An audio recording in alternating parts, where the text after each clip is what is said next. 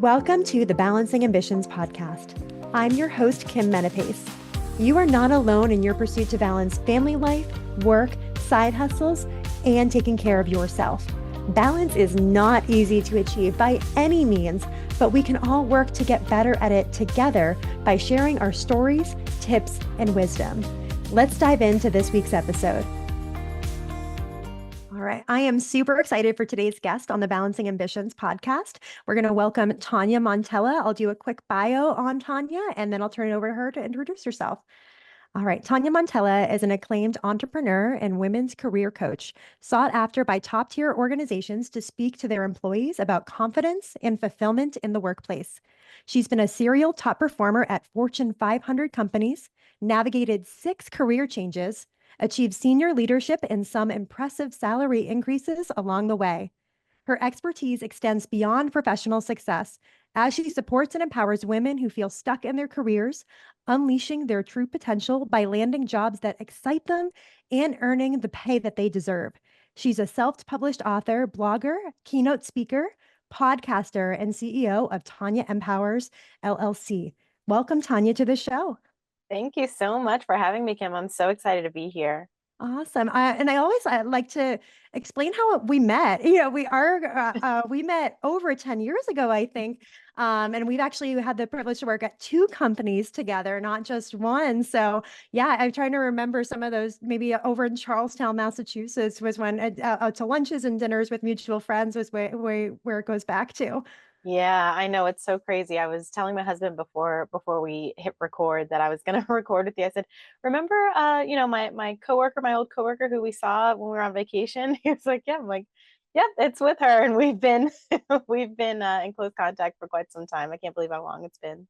I know. I was just saying that to Dave because didn't know who I was interviewing. He said the one we saw at the water park and the inflatable park in Cape Cod, that one. And he's like, "Oh, okay, great," which is cool because that was not long before you actually left your W-2 job. So let's dive right in there, and then we'll kind of backtrack to how you got there today. Yeah, of course. Um, So yeah, tell us about leaving your W-2 job recently. Yeah. So it's interesting. So I started my business a little over 2.5 years ago, and had been balancing that and my W-2 job, among other things in life, which I'm sure we'll get to. But, you know, I actually had taken my sabbatical, which the company gives when you hit your 5-year mark, as you know. And during that time, I really got a chance to reflect. I was reflecting on the future of the team that I managed, but I was also reflecting on the future of me at the company, just myself. And I had this epiphany. I said, balancing a entrepreneurial journey and, a 9 to 5 job. How long am I going to be doing this? Like at some point, you either have to decide, is this going to continue to be a balancing act, or am I going to give up one to be able to focus more time and energy on the other? And so that's what the decision was for me. I decided, let me just dive in full time in my business, kind of say goodbye to the 9 to 5, which is something I've known for my entire career, almost 20 years now. And it's been fantastic, I got to admit. Amazing. So yeah, let's backtrack a bit to talk about what this side hustle was that's now blossomed into your full-time job. Yeah. So it's interesting. I started out, just kind of giving career advice to people, just kind of out of the kindness of my heart. People would somehow naturally come to me either for advice themselves, or they would send someone that they knew my way. Hey, my cousin needs help with this, or hey, my friend is really kind of struggling in this area. Can you help her? And I thought to myself, that's interesting that people just keep coming to me naturally. I don't know what it is about me. And, after some reflection, I realized it's probably because, I've made all these career transitions, as you alluded to in my bio. I've worked at these, fun tech companies, and I'm always sharing the things that we're doing. And people are always like, where do you work? What is it that you're doing? So I think people just kind of perceive me as like that career woman, like the woman who is just, kind of flourishing and thriving, I suppose. And so I think that's what drew people into me, but I didn't think anything of it. So it wasn't until about 2.5 years ago that I noticed people were coming to me more often, and they were coming to me for advice on things that were much more deep than just I need you to look at my resume and give me some feedback.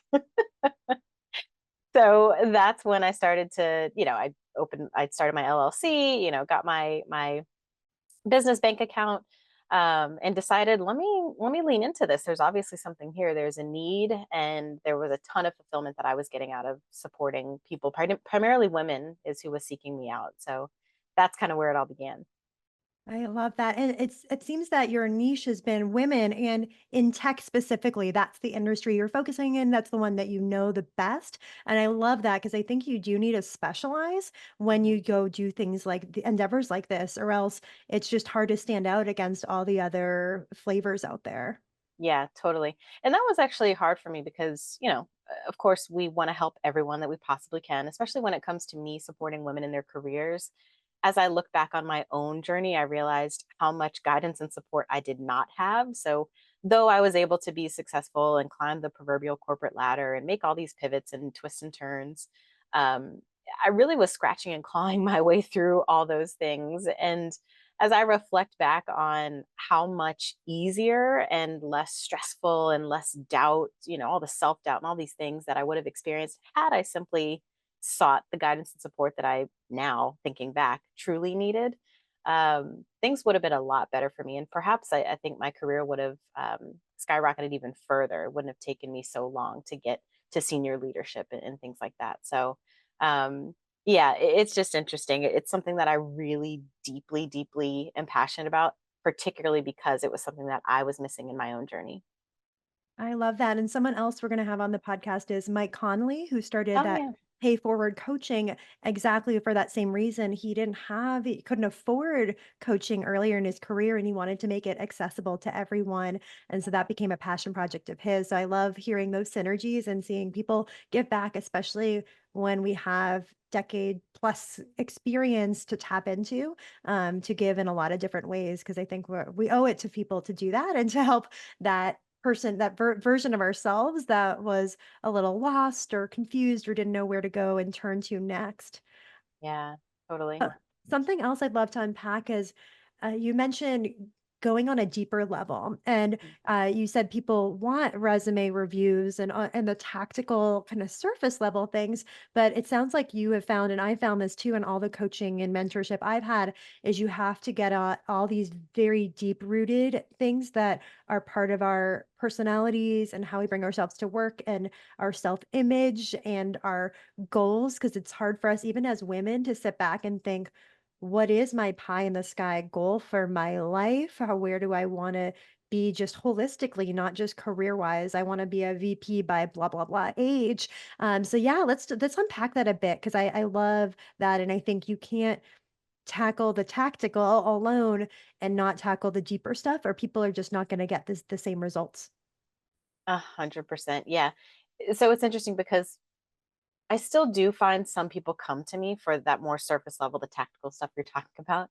And I have to let them know, like, we almost have to take a few steps back in order to take those steps forward. Like, I can't just look at your resume, in a silo. I have to understand what your goals are. I have to understand, the things that you've truly accomplished. Because when we get down to it, when I start really talking to people about their achievements and their journey, we find that the things that they have done are far greater than the way that they position themselves on their resume. And when I read that back to them, they're like, oh, yeah, you're right. I did do that. And I did actually lead that project. I didn't just support it. Like, there's so much more to it. So, yeah, there's that.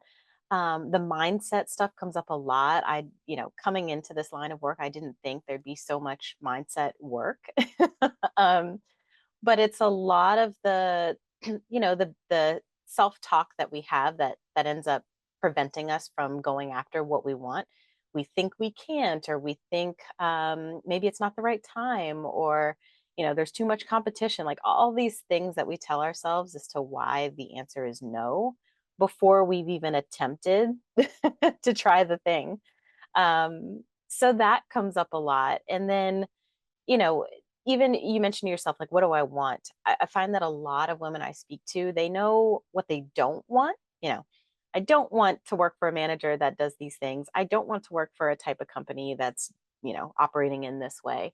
But when I ask the question, what do you want? That's where things get very fuzzy.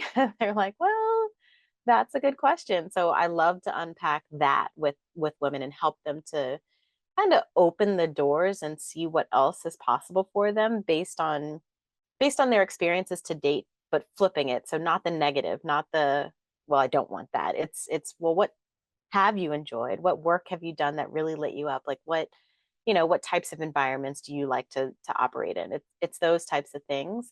And that deeper level stuff that you mentioned that tends to come up in conversations. I love that you talked about not focusing on what you don't want because I think that was something a space I was living in end of last year. Hmm. And I had to step back and ask what I do want. And mentors of mine say you have to focus, you can't just focus on what you don't want or run away from what you don't want because you're still going to end up not at the destination you want if you haven't defined it or you're not focusing on it. Because even if you define it, if you aren't continuing to focus on it and have a desire towards it and a passion and an obsession with it, you're not going to get there. And I think that was an aha moment for me that took a long time to, and a lot of self reflection to unpack that. So it's great you get to be that tool for people to help Hmm. pivot. And even that self talk and that attitude of, I don't want this, I don't want that, I don't want to work this far away and have a long commute or whatever it is. Okay, then let's define your ideal, let's write out the criteria, the standards, and then let's go chase that in anything, not just a career. And I think that's so impactful. And you get to be that person that helps extract that because people are likely not asking this of themselves. They need someone else external of them to help unpack that a lot more. Yeah, you're so right. And I'll just add the reason that that happens, that you end up, kind of finding yourself in the same place when you're when you're making decisions out of, trying to run away from something or get away from something. It's because a lot of times that ends up causing us to operate out of desperation. Like, I just really don't want to be working here, or I just really hate my job. Like, then you go for just the next best thing, whatever it is. I don't care as long as it's not this. And so that's why we end up finding ourselves at the same place. Oh, it's fun and exciting. Oh, thank goodness I got out of that environment. But then because you didn't define what good looks like for you, it ends up being, oh well, this is just a different scene, but I'm finding that there's similar pain points, and this also isn't it. So just that kind of cycle of like, well, this isn't it either. Well, this isn't it either. So what is it? And then striving for that, and making decisions and taking actions that are much more intentional and strategic to help you go for the thing rather than run away from the other. Exactly. And I think you're right. If you don't define that and you just jump ship and leapfrog from job to job to job, just running away from what you didn't like, you're still going to be unfulfilled. And a lot of those underlying deep rooted issues will be there. And whether it's, the type of manager you want to work for, the type of industry you want to work for. So I love that because you're gonna feel those negative thoughts and feelings and stuff will creep right back in once the honeymoon phase is over. Right, you got it. Yeah.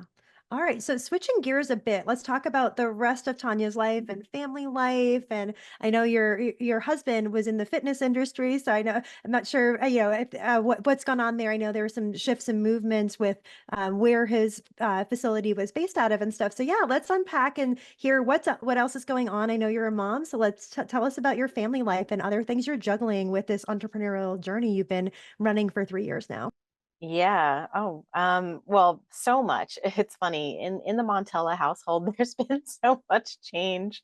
To your point, we used to operate a fitness facility locally out of Woburn, Massachusetts. And I feel like it's been, oh my gosh, I'm trying to think of how much time has passed. In any case, we shut down that facility, and my husband began doing fitness training on more of a mobile basis. So going to people or meeting up, at a park or something like that. Being able to meet people where they're at or train out of someone else's facility. That seemed to be the much better decision for our family. So that's where that business, that family-owned business of ours, has transitioned. I already shared how my entrepreneurial journey has changed. Me stepping away from the 9 to 5 and being a full-time entrepreneur. And then our son, he is 7. He has just started second grade. So it's interesting. Where we live, they have a separate school for second to fifth grade. So there's been that transition of like going to a new school. It's bigger. There's a new teacher. There's new faces. So he's experienced some change as well. It's all been around the same time. But then, on a personal level, another thing that I've had to balance, and this was, when I was balancing my business and my 9 to 5, was, my parents. So I come from Virginia. I'm from Northern Virginia, and my family still lives there. But there were times where, I had to unexpectedly go to Virginia. My father's health has been up and down, but lots of downs in the past few years. They're in their mid 70s at this point. So navigating that and having to be, kind of on demand, ready to support my family in those times of need, talking to nurses and asking the questions that, my mom just didn't think to ask or maybe was too shy to ask, and kind of being that other level of support for them in those times of need, and like I said, sometimes unexpectedly, was just another thing I've had to juggle. So it's a lot to kind of be, an employee, an entrepreneur, a mother, a wife, a daughter, a friend, all the things. And yeah, having to be your parents' advocate from a plane ride away, like you're likely not driving to Virginia often if you are, especially if it's last minute like that. So, um, I think that working for yourself, there's pros and cons to having that. I know we've experienced that ourselves in our household as well. So, I think that, yeah, I'd love to hear about how you kind of have crafted your life to, I think from a W-2 job where I'd say for me personally has been very understanding with personal things, coming up and having to handle those. And then working for yourselves, there can be challenges and there's also great rewards for it. So how have you found that in your experience? Yeah. I mean, I would agree. The company that I worked for, that you still are at, they are super supportive. So that's always a plus. And I mean, what I was having to do was, just sacrifice personal time. For example, I was setting my alarm for 4:30 in the morning because I figured, well, if I'm gonna, juggle this business, I've got to carve out the time to work on it. So I would make sure that I was getting up before anyone else needed me. The 9 to 5 job, my son, like get up before anyone else. Do the things I needed to do to try and grow my business. Then, when it came time to wake our son up and be a mom, I would do that. And then it was the 9 to 5, and carving out time sometimes in the evenings or even on the weekends to go back to my business and being able to make time for that. But to your point, I mean, being able to navigate some of the family stuff, of course, the flexibility that the company offered at the time allowed me to do that. But then now in my business full time, I'm still able to do it because the work that I do is fully remote. It was a hybrid situation prior at my 9 to 5. So, I just had to be mindful of that, despite the understanding of, yeah, you got to, balance life. Still had to be mindful of making sure I was, accommodating the requirements of the company policy. So now it's just more so I'm able to work from wherever I need to work from. And so it's just a bit of a different ball game, but I'm able to still balance everything, luckily. That's good. What I'm curious about with your business and if there's what type of support you have to do, because I think sometimes people do have a crisis come up or what feels like a crisis, having an issue, or I applied for this promotion for that my manager's job that's leaving and I didn't get it, or should I go for it? I'm sure those things come up, but yeah, I'm curious about the um, what you can do proactively at 4:30 a.m., whether it's working on your business and the internal operations or actually delivering your service. And then, are there on-demand support or needs at times? Because I know with our business with Airbnb management, there's guests in the properties 365 days a year. And we Mm, have team members that need to escalate to us if there's a major enough issue. So I think that we have to have contingency plans on who's on call, so that there is that ladder of responsibility for management. But yeah, I'm not as familiar for coaching and what type of reactive kind of crises come up versus what you're able to do proactively with what you offer. Yeah, walk me through that. yeah, it's a great question. So, first I'll speak to the time blocking. So, you know, previously, because I'll admit now that I'm, in my business full time, I don't have to wake up as early. So that's been great. But primarily what I'm doing in those hours, like in the early morning hours, is just, updates to my website. It's more administrative, like working on rather than in my business, as they say. It's things like that. It's more of the operations, pulling together proposals, whatever is more of the administrative stuff that I need to do for my clients or my prospective clients.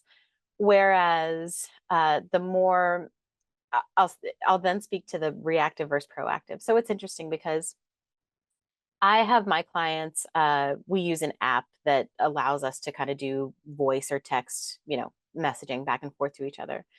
And I always encourage my clients to use that and to reach out to me if they're ever in moments of doubt or, they're having struggles or a really bad day at work.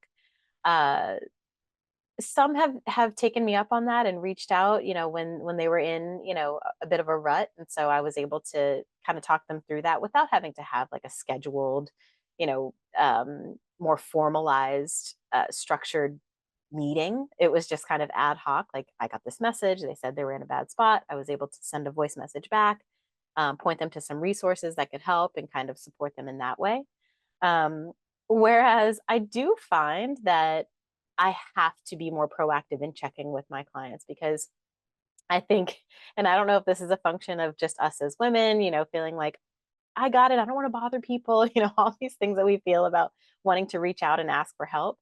But I have to remind them so much, like, use me, like in those moments where, you're getting ready to apply and you're talking yourself out of it because you're saying, oh, I don't meet all the criteria. Like, message me, and if you need a moment of encouragement or you're just unsure about something, this looks like it might be a fit but I'm just not sure, like, what do you think?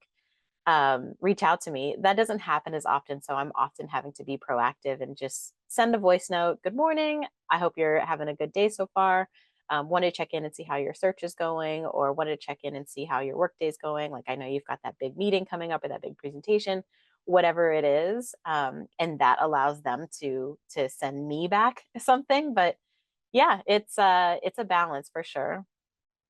I like that you're giving them a mechanism that isn't intruding on your boundaries and personal space because I think that you're right, as women and people who are very empathetic, we might want to not bother or downplay, or even it may feel like a big deal to me, but I don't want to bother you even though I've hired you as my coach.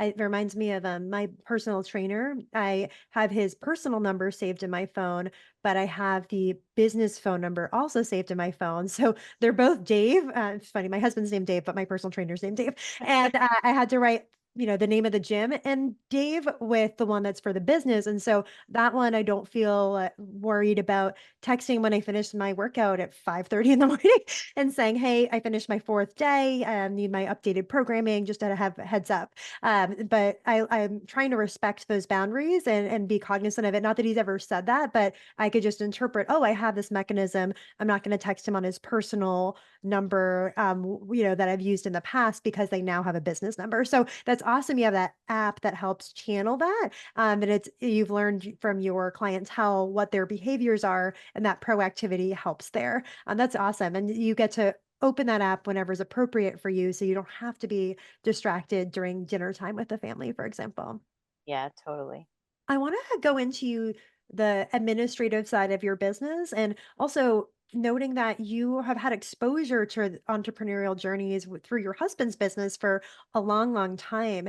And I want to clarify, is it just you primarily in your business, or do you have any? Okay, so yes, it is. I just wanted to confirm that. So you've probably had to learn marketing, and I see you have phenomenal marketing. And I love the brand photos. You have so many different variations of it that I see you use it in a lot of different media forms, but it doesn't feel exhaustive because it's not the same photo, it's not the same message every time. So you've had to learn probably the full gamut of end-to-end administrative and business operations. And even with your husband's fitness business, going from paying expensive rent at a facility, I know a lot of gyms close down because of that, or they lose a ton of their OpEx gets, eaten up in that. And now being mobile, yes, the top line and gross might be less, but your overhead's so much less. So yeah, tell me what's been some interesting learnings for you. And I know being at big companies, it makes me appreciate that stuff because I've had to learn it on a small scale and understand, wow, we have a 1,200 plus person company to shock absorb all these pieces, and they're even more complex, but you've had to learn. So yeah, what's been interesting or exciting about learning the full end-to-end business operations? Yeah, it's funny you mention it because when my husband started his fitness business, I was supporting from more of the marketing side, which I mean, years and years and years and years ago, I did marketing, but I quickly realized I was very rusty. I thought I could just, oh yeah, jump right in. Social media, wasn't a thing then, but why can't I do it? And I quickly learned, no, ma'am, you haven't kept up, and you can't just dive right back in. So that was a learning moment for me. But being able, to your point, being able to kind of see some of the operational stuff, like for example, starting up your LLC and registering your company with the state that you're in, and the expense that comes with that to renew it each year. So those those were good for me to observe. At that time, I had no idea I was going to ultimately start my own business, so I wasn't absorbing it as intentionally. But I was able to reflect back on it when I did start my business. And then from all other aspects, I mean, I'm happy to hear you say that you see, my branding and things like that. I'm also really proud to say that everything I've done from my website design, I mean, at first it was DIY'd and it wasn't the greatest, but I did what I needed to do to spin something up. But I did have it redesigned, all of my photography, the copywriting, everyone that I have hired to do those things for me so that it wasn't the DIY version that I started my business with has been through a women-owned business. So I feel so supported by other women. It's interesting. I'm helping women, but I also make sure that in my business, I'm being supported by women.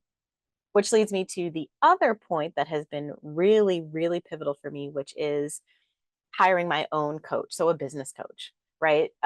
Who have also been women. I'm working with my second business coach now.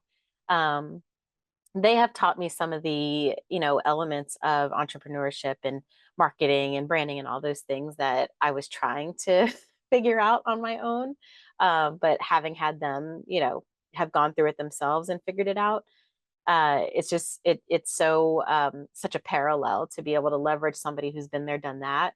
And then in my business, I'm I'm doing the same. I'm providing support and guidance to women in their career because I have been there, done that.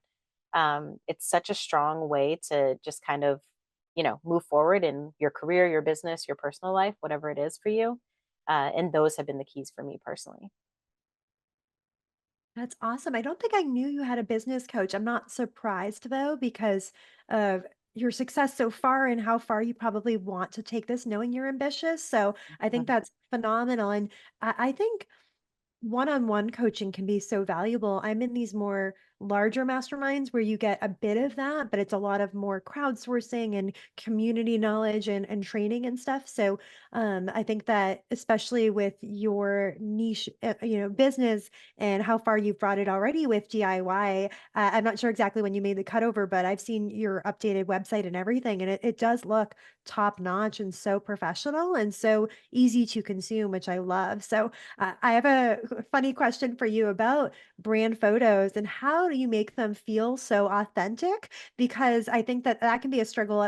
Dave and I have done two brand photo shoots so far. One, we just had a scramble because we were having a book published and we needed professional headshots and we had none. So we scrambled to get them done on like a Friday evening and needed them by Sunday. So those were a little bit rushed, but we're fine and served us for a while. And then we did new ones because I also feel like your energy, how you present yourself can change every 18 months or so, especially when we're on these kind of rocket ships ourselves. And so I find sometimes you need to refresh it because it just doesn't feel like you anymore. And I've just seen so many different flavors of that, and it feels so natural. I see those genuine smiles. So yeah, do you have any tips for people on how to do this for themselves? Oh my gosh, it's such a great question.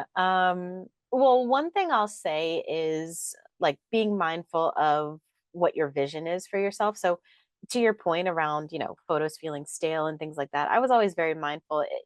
I feel like I had photo shoots every year. I said I've been in business almost 3 years now. So I've had a couple photo shoots at this point, but each time I was very mindful of how much I was using the same photos, and I did feel like it's feeling stale to me. So I gotta believe it's feeling stale to others.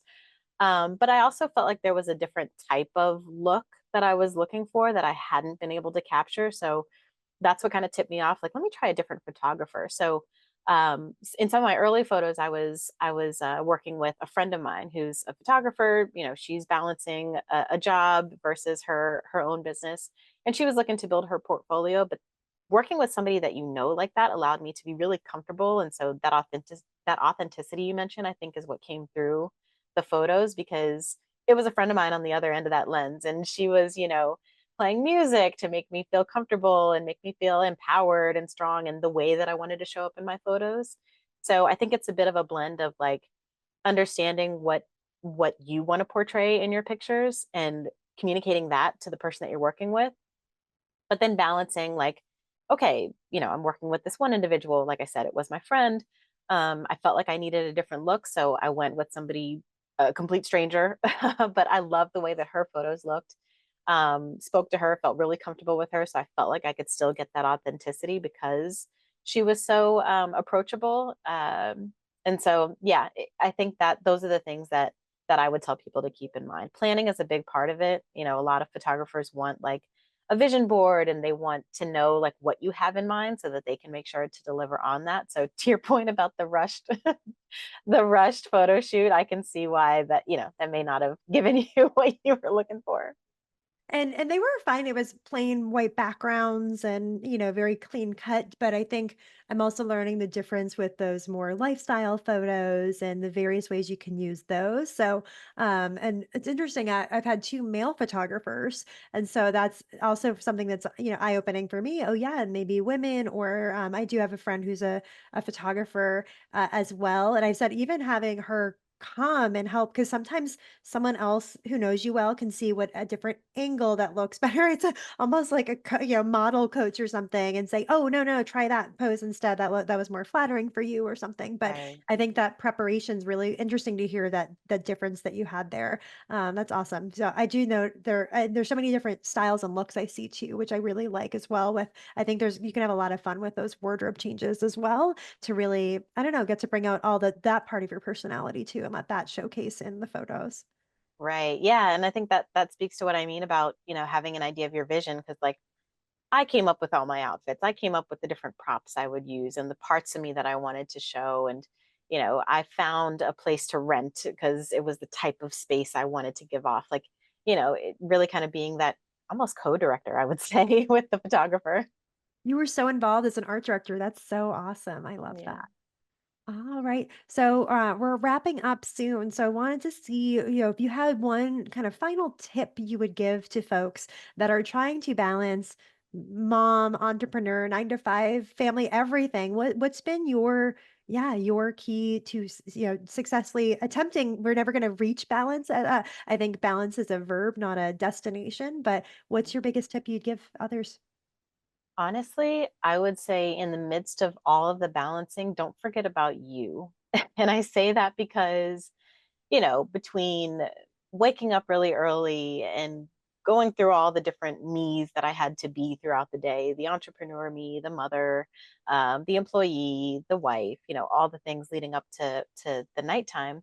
Um, there were few moments for me. So I had to make sure I carved that out. And for me personally, I'm the type of person, I think by nature, I don't know how, if this is shocking to you or anyone who knows me, but by nature, I'm an introvert. And so when I'm doing all these things and I'm, stretching myself in these ways, at the end of the day, I just want to be alone.